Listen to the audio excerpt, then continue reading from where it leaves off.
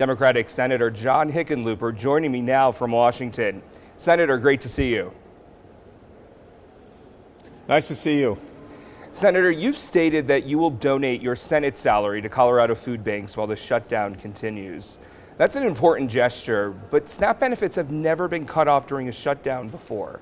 Do you believe you understand the impact that this is going to have on American families going without food?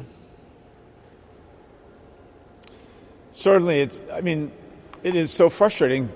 It drives me crazy that we're in a shutdown, that we couldn't find a way to negotiate around at least some moderation of the healthcare crisis that we see. But food stamps, this whole ability to provide nutrition to the people that really need it, there's several $billion, over $4 billion in reserve that was intended for this type of situation. And now suddenly the president said that's off limits and that we're just going to let all those people go hungry. That seems like making the American people a pawn in a political decision, and that's never a good idea. You know, Democrats are arguing that Republicans are weaponizing hunger to end this shutdown. At this point, now that people will be losing their SNAP benefits, what do you say to people who argue that both political parties are now weaponizing hunger? It's a mess. You know, as somebody who's been a mayor and a governor, you know, in the state of Colorado, we would never let it get to this circumstance. This is a very frustrating period. Again, maybe the $4 billion doesn't cover everything. It would go a long way towards getting us through this tight spot.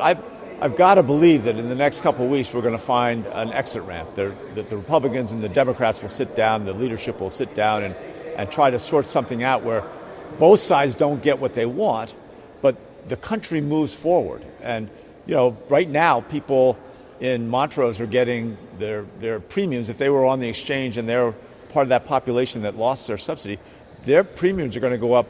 The number we were told last night was 225%.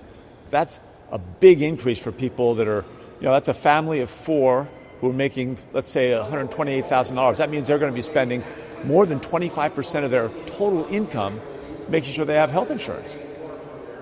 While the government remains shut down, right now the American people, they're seeing images of Trump on a trip to Asia.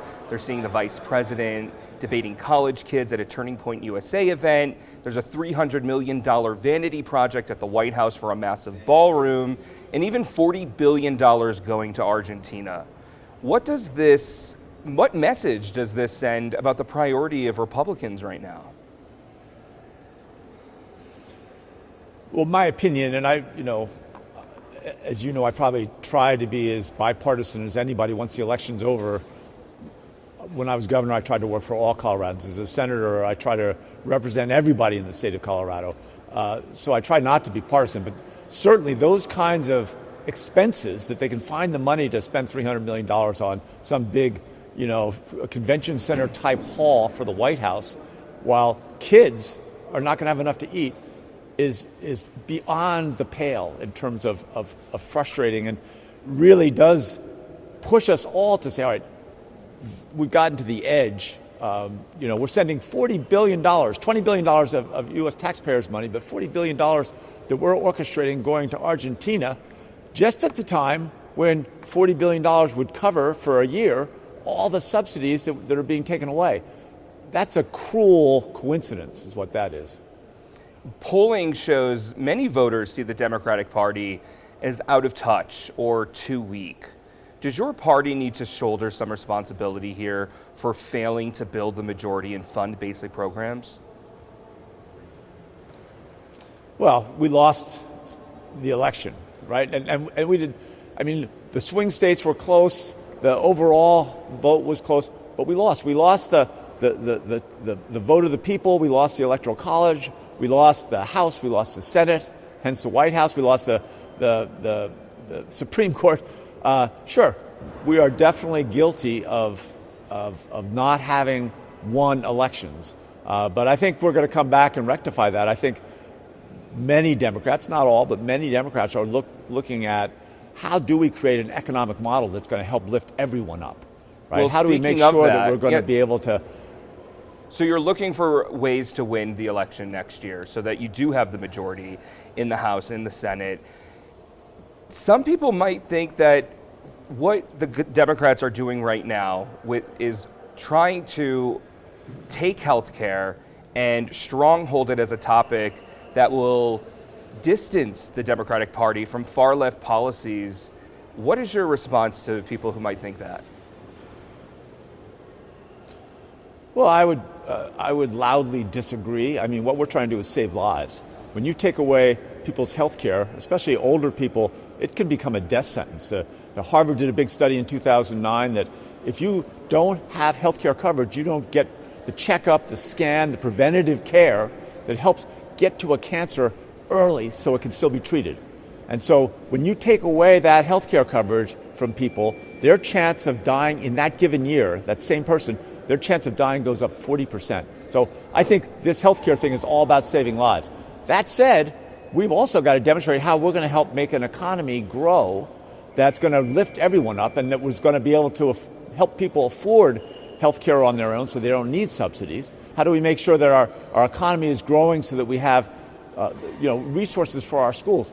I'm all about, and anyone who's followed me, when I left my entrepreneurial life and ran for mayor of Denver for 8 years and was mayor for 8 years and then ran for governor and did that for 8 years, my focus was always making sure that we had an economy that was working for everyone.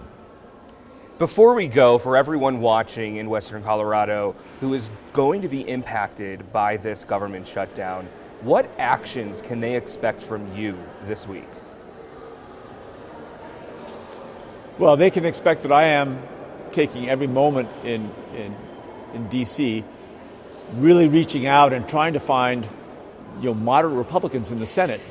What we need to get is 10 or 12 moderate Democrats and moderate Republicans to agree to a compromise and push it forward, push it up the chain. The way these shutdowns normally get resolved is the leadership. John Thune and Chuck Schumer would come together and say, all right, here's what we're going to give up, what do you give up, and how do we get to a compromise, and let's open the government. For whatever reason, that hasn't happened, so now we've got to take things into our own hands as best we can. We don't have the power, but I think if enough of us can come on board and find a resolution, we'll get out of this shutdown. Are you prepared to do whatever it takes to reopen the government, even if it means that you have to put healthcare, the argument of healthcare, off so that people don't have to lose SNAP benefits in December too?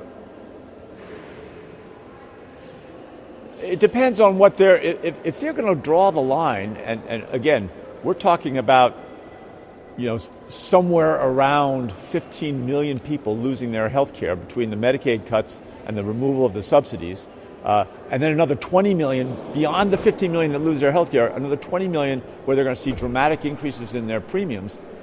I think that's a problem, and so I want to see some moderation of that. Do I want to have to go to another month without SNAP? No, of course not. Again, these are two unacceptable solutions.